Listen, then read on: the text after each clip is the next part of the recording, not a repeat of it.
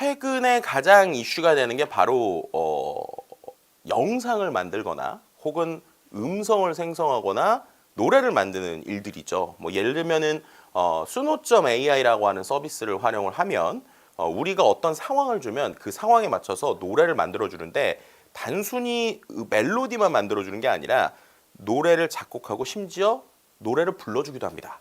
예를 들면 이거를 아주 쉽게 쓸 수 있는 게 마이크로소프트의 코파일럿에 들어가면 이 수노라는 걸 플러그인으로 킬 수가 있거든요. 그럼 심지어 이런 게 되는 거죠. 뭐 예를 들면은 우리가 지금 주식초등학교잖아요. 이 주식초등학교에 대한 내용을 물어보고 그 내용을 기반으로 노래 만들어 줄래? 라고 하면은 이 주식초등학교의 주제가도 금방 만들 수 있어요. 이런 형태로 이제 새로운 형태의 이 음악을 만드는 쪽에 대한 관심이 많고요. 두 번째로 오히려 이 부분이 상당히 관심이 많은데 바로 영상 생성입니다. 영상 생성은 두 가지가 있어요. 첫 번째는 글자를 넣었을 때 그 글자에 맞춰서 얘가 상상을 해서 처음부터 끝까지 영상을 만들어주는 방식이 있습니다. 이거 같은 경우에는 일부 클립들을 이제 만들어내는 거죠. 그럼 마치 우리가 그림 그리는 것처럼 만든 영상을 한 번 더 뭐 고치면서 이렇게 하는 방식이 있고요. 근데 저는 최근에 더 주목하고 있는 게 원래는 사진인데 사진에다가 우리가 특정 부분을 마우스로 뭔가 블러 처리를 하거나 움직이게 하면 그 부분만 움직이게 하는, 그러니까 예를 들면 예전으로 치면 애프터 이펙트 같은 어떤 고도화되어 있는 어떤 CG 기술을 통해서만 가능한 것들이 지금 런웨이라고 하는 툴에서 젠투라고 하는 기술을 활용하면 이게 바로 됩니다. 그럼 이거 어떻게 할 수 있느냐? 이 프로세스가요. 실제로 제가 이제 학교에서 이걸 통해서 이제 수업도 하고 우리 친구들도 가르치기도 했는데 내가 생각하는 어떤 상상의 상황이 있을 거잖아요. 그럼 그 상황을 텍스트로 먼저 미드저니에 치는 거예요. 예를 들면 어떤 친구가 내가 패션쇼를 하고 싶다라는 생각을 했습니다. 근데 세상에 없는 패션쇼를 하고 싶어요. 그래서 이 친구가 어떻게 했냐면 옷인데 세상에 없는 옷들을 그냥 문장으로 넣는 거예요. 그럼 그 문장에 따라서 미드저니가 그림을 만들어주겠죠. 근데 그 그림으로 끝나는 게 아니라 그 그림에 앞서서 말씀드렸던 런웨이 ML을 활용해가지고 애프터 이펙트 같은 효과를 마우스로 이렇게 주는 겁니다. 그렇게 되면 이게 그림이었는데 갑자기 살아있는 움직임이 돼요. 그래서 마치 패션쇼에서 사람이 도는 것 같은 움직임이 되거든요. 거기에다가 또 어떻게 해요? 생성형 AI, 그 친구 이제 아이바라는 툴을 썼는데 생성형 AI를 통해서 음악도 만드는 겁니다. 그럼 그거 합치면 어떻게 되는 거예요? 가상의 패션쇼를 만드는 거죠. 근데 이 모든 프로세스가 뭔가 전문적인 도구를 다루지 않는 친구이고 그냥 내가 상상하는 것들을 어떤 프롬프트로 넣고 마우스로 움직였을 뿐인데 불과 몇 시간 만에 이게 가능해지는 이러한 세상이 왔다라는 거고요. 결국 이런 것들은 우리가 말하는 크리에이티브의 영역 혹은 촬영의 영역 아니면 이 영상 편집의 영역들을 또 바꿀 수 있다라는 부분이 상당히 중요합니다. 그리고 또 한 가지 말씀드리면 언어의 장벽이 깨지고 있다라는 말씀을 드릴 수 있을 것 같아요. 예를 들면 생성형 AI를 활용해서 나만의 아바타를 만들 수도 있죠. 근데 그 아바타한테 제가 말하는 한국어 외에 다른 나라 말도 글자로 쓰잖아요. 그럼 제가 정말 읽어주는 것처럼 성조도 바꾸고 인토네이션도 바꾸고 입모양도 정확하게 맞춥니다.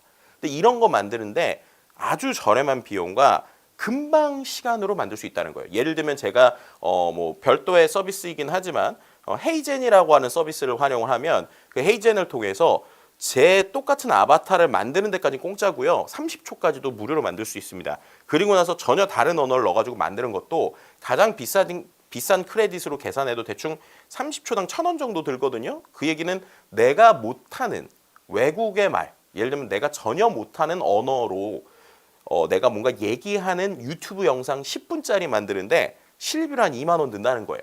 그럼 그렇게 만드는 것들이 또 어떤 게임을 바꿀 수 있을지가 상당히 놀랍습니다. 그리고 더 중요한 거는 이런 기술의 일부가 조만간 유튜브에 들어간다는 겁니다. 유튜브에 들어가면 어떻게 될까요? 유튜브에선 입모양까지 맞추는 수준은 아니고요. 우리가 자동 자막이라는 게 있잖아요. 지금도 원래 자막을 안 넣는데 AI가 대충 그 나라의 언어로 자동 자막을 번역해주는 기술이 있죠. 이게 자동 성우 기능으로 들어온다고 생각하시면 됩니다. 그렇게 되면 어떻게 되는 거예요? 우리가 예전에 외화 보듯이 뭔가 전격 제트 작전이다, 뭐 아니면은 뭐 스컬리 뭐 이런데 X 파일이다. 그러면은 이제 입 모양은 안 맞지만 우리가 그 사람의 한국어 느낌을 들으면서 아 이런 거구나 이해하지 않습니까? 이게 이제 유튜브에 탑재된다는 거예요. 그럼 어떻게 될까요? 예를 들면 미국에서 지금 바로 나온 경제 뉴스를 조금의 시간이 지나서 한국어로 번역돼 있는 누군가의 영상을 보는 게 아니라 원본 영상을 한국어로 들을 수 있는 거죠. 자, 그게 과연 또 유튜브에게 어떠한 유튜브 시장에 변화를 줄까요? 상당히 큰 변화를 줄 수 있겠죠. 이것을 좀 우리가 생각해 볼 수 있는 게 바로 미스터 비스트라고 하는 유튜브 크리에이터를 생각하면 됩니다. 미스터 비스트라고 하는 전 세계에서 가장 유명한 크리에이터 중에 한 명이 지금 구독자가 2억 명을 넘었어요. 대단하죠? 근데 이 미스터 비스트가 2023년 초까지만 해도 구독자 수가 한 1억 명 정도였습니다. 1억 명도 정도라고 하긴 좀 엄청나죠. 근데 어떻게 1년 안에 1억 명이 늘었느냐? 실은 2023년 초에 유튜브에 이런 기능이 들어갔어요. 어떤 기능이냐? 자동 성우 말고 내가 만약에 다국어로 더빙을 할 수 있다라면 더빙을 할 수 있게 넣어주는 기능이 생겼습니다. 그래서 이 미스터 비스는 어떻게 했느냐? 본인은 영어 컨텐츠를 찍잖아요. 근데 본인이 찍은 영어 컨텐츠를 각국의 성우를 고용해서 그 성우들이 녹음을 해서 우리나라로 치면 우리나라 친구들이 이 미스터 비스트의 영상을 볼 때는 한국어 목소리로 들을 수 있게 한 거예요. 그렇게 했더니 1년 안에 이 비영어권 국가들의 구독자가 아주 빠르게 늘었고 심지어 우리나라에선 작년 기준으로 우리나라에서 1년 동안 구독자 수가 가장 많이 늘어난 채널이 미스터 비스트였습니다.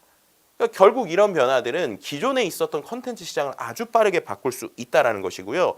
지금부터 그 변화를 준비한다면 어떤 사람들에게 오히려 기회가 될 수 있죠. 왜냐하면 한국 시장에서는 구독자 100만 명 모은다는 게 정말 어려운 일인데 전 세계로 나가면은 100만 명 이상이 되게 많거든요. 근데 언어의 한계 때문에 못했던 친구들이 이런 것들을 통해서 전 세계에 나갈 수 있다라고 하면 이건 엄청난 기회죠.